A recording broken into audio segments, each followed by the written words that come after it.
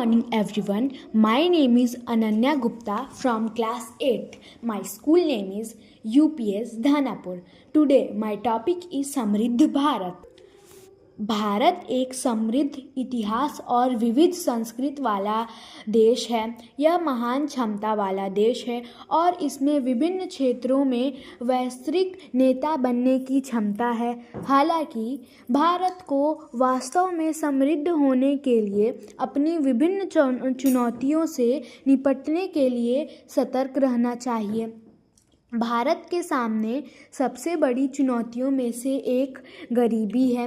दुनिया की सबसे तेज़ी से बढ़ती अर्थव्यवस्थाओं में से एक होने के बावजूद आबादी का एक बड़ा हिस्सा अभी भी गरीबी रेखा से नीचे है.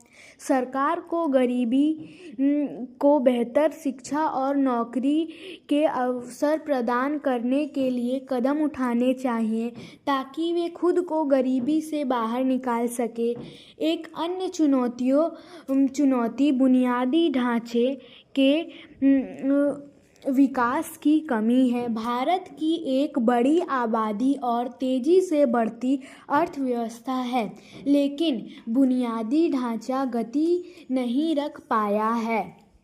इससे खराब परिवहन, बिजली और साफ पानी की कमी और अपर्याप्त आवास जैसी समस्याएं पैदा हुई है. सरकार को अपने नागरिकों के जीवन की गुणवत्ता में सुधार के लिए बुनियादी ढांचे के विकास में निवेश करना चाहिए. कमी और अपर्याप्त आवास जैसी समस्याएं पैदा हुई हैं. सरकार को अपने नागरिकों के जीवन में गुणवत्ता में सुधार के लिए बुनियादी ढांचे के विकास में निवेश करना चाहिए. भ्रष्टाचार एक और बड़ी चुनौती है जिससे भारत को निपटना चाहिए.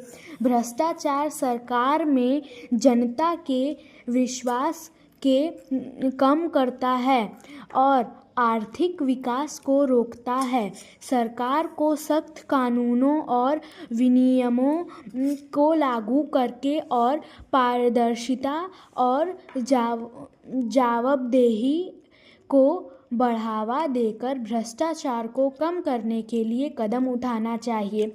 भारत को धार्मिक और जातीय संघर्षों की समस्या का भी समाधान करना चाहिए. भारत एक विविध राष्ट्र है जिसमें कई अलग अलग धार्मिक और जातीय समूह हैं.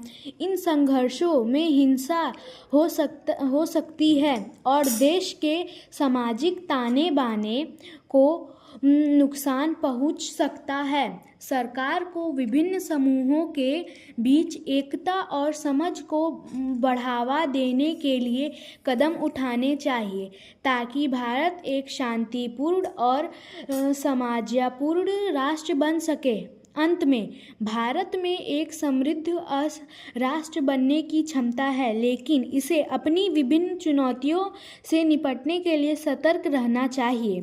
Thank you.